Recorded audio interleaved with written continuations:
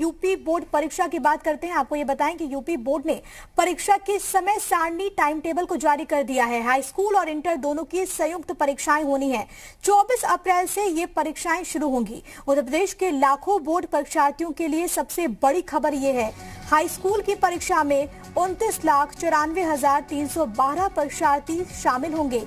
Inter में 26,09,501 परीक्षार्थी सम्मिलित होंगे।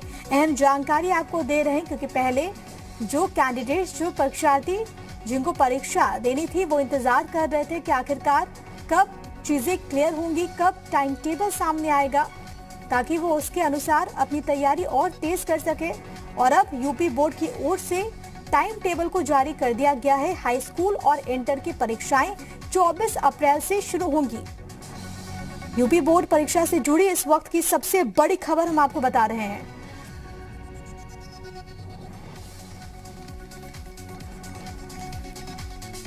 ये आपको एक बड़ी जानकारी दे रहे हैं क्योंकि अब ये फैसला लिया गया है कि 24 अप्रैल से ये परीक्षाएं होंगी। तमाम तरह की तैयारी। लखनऊ से पवन सिंह मेरे साथ, मेरे सहयोगी इस वक्त लाइव मौजूद है, सीधे उन्हीं का रुख करते हैं।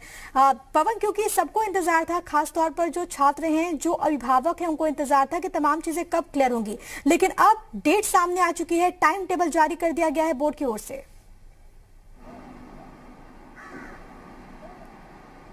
हाँ बिल्कुल प्रिया, क्योंकि उत्तर प्रदेश की सबसे बड़ी खबर इसलिए है क्योंकि 56 लाख जो छात्र हैं वो इंतजार कर रहे थे, यानी हाई स्कूल और इंटरमीडिएट के जो छात्र थे, कि कब उनके एग्जाम्स के डेट सामने आए और वो अपने एग्जाम को दें, क्योंकि तैयारी लगातार वो कर रहे थे। ऑफलाइन क्लासेस भी शुरू कर दी गई थी। कोविड संक्रमण के समय भी अगर कहा जाए तो वर्चुअली ऑनलाइन क्लासेस, टीवी के माध्यम से, ऐप के माध्यम से माध्यमिक शिक्षा बोर्ड लगातार जो पाठ्यक्रम था उसको कंप्लीट कराने का काम कर रहा था। लेकिन पंचायत चुनाव और तमाम सारी दिक्कतों की वजह से एग्जाम के जो डेट्स थे वो सामने नहीं आ पा रहे थे। लिहाजा कोर्ट के आदेश में पंचायत चुनाव होने जा रहे हैं और अप्रैल से पहले जो है ये पूरा एग्जाम जो चुनाव है वो भी कंप्लीट कर लिए जाएंगे, क्योंकि ग्रामीण स्तर का चुनाव था, उसमें परीक्षार्थियों को काफी डिस्टर्बेंस होता था। लिहाजा वो एक अड़चन दूर हुई। उसके बाद जो माध्यमिक शिक्षा बोर्ड है ने पूरी समय सारणी जारी करते हुए उन छात्रों के लिए एक कह सकते हैं आप कि तोहफा देने का काम किया, जो छात्र तैयारी कर रहे थे और परीक्षा का इंतजार कर रहे थे। 24 अप्रैल से संयुक्त रूप से हाई स्कूल और इंटरमीडिएट की 2 पालियों में एग्जाम्स कराए जाएंगे, मॉर्निंग शिफ्ट और इवनिंग शिफ्ट।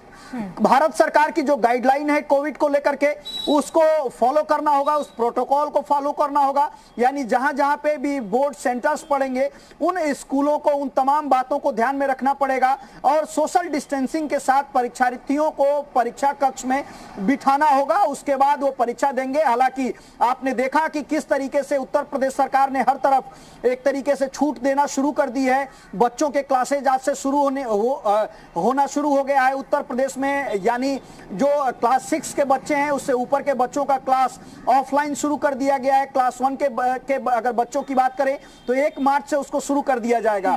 लिहाजा बोर्ड की तारीखों के ऐलान के बाद अब जो छात्र हैं जो लगातार इंतजार कर रहे थे अपने बोर्ड के परीक्षा की डेट्स की, उनके लिए अब कहा जा सकता है कि सबसे बड़ी खबर है, क्योंकि वो अब सीधे तौर पे बोर्ड के एग्जाम में शामिल होंगे। इनकी संख्या जैसा कि आपने बताया, और दोनों का संयुक्त रूप से अगर संख्या देखा जाए तो 56 लाख से ज्यादा के छात्र हैं जो एग्जाम में भाग लेंगे, यानी परीक्षा देंगे। जी बिल्कुल, उन स्टूडेंट्स के लिए एक बड़ी खबर है जिनको इंतजार था कि आखिरकार तारीखें कब सामने आती हैं। लेकिन यहाँ पर पवन, हमें यह भी नहीं भूलना चाहिए, जिसका आपने भी जिक्र किया है, कोरोना काल का, क्योंकि तमाम तरह के कदम उठाए जा रहे हैं लेकिन आंकड़े लगातार बढ़ रहे हैं।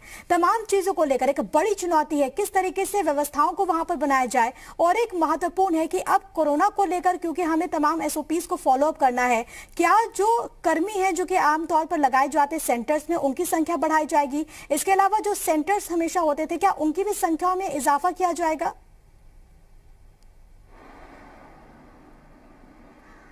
हाँ बिल्कुल, क्योंकि जो नॉर्म्स है उसको फॉलो करने के लिए, क्योंकि छात्रों की संख्या ज्यादा है, लिहाजा अगर सेंटर्स पहले अगर कम थे, यानी जितने सेंटर्स हुआ करते थे उन सेंटरों की संख्या निश्चित तौर पे बढ़ाई जाएगी। उसको लेकर के माध्यमिक शिक्षा बोर्ड पहले से तैयारी कर रहा था। पिछले दिनों डिप्टी सीएम है दिनेश शर्मा, जिनके पास ये विभाग है, उनसे मेरी बातचीत हुई थी। उन्होंने ऑन कैमरा इस बात का जिक्र किया था कि वो तैयारियां किस तरीके से कर रहे हैं, बोर्ड सेंटर्स को लगातार वो उसको कैसे इजाफा हो और छात्र जो है सुरक्षित एग्जाम दे सके, सोशल डिस्टेंसिंग फॉलो हो सके, सीटिंग अरेंजमेंट जो है कुछ इस तरीके से हो कि छात्र आराम से बैठ करके अपना एग्जाम दे सके। उन तमाम बातों को ध्यान में रखते हुए ये तैयारी की जा रही है। और आज डेट अनाउंस करने के साथ ये मान करके चलिए कि जिस तरीके की तैयारी का जिक्र दिनेश शर्मा ने पिछले दिनों किया था, वो तैयारी एक तरीके से कंप्लीट हो गई। उसके बाद ही इस तरीके का फैसला लिया गया है और आने वाले दिनों में जब एग्जाम होगा उस समय आप देखेंगे कि बोर्ड की संख्या भी ज्यादा होगी, जो छात्रों की बैठने का सीटिंग अरेंजमेंट है वो भी सोशल डिस्टेंसिंग फॉलो करते हुए होगा। मास्क और सैनिटाइजर का प्रयोग प्रॉपर तरीके से, चाहे वो स्कूल प्रबंधन की तरफ से हो, छात्रों की तरफ से हो, तमाम सारी व्यवस्थाएं करके छात्र जाएंगे और स्कूल में भी वो सुविधा उनको मिलेगी। उसके बाद वो परीक्षाओं को कंडक्ट वहां पर कराया जाएगा।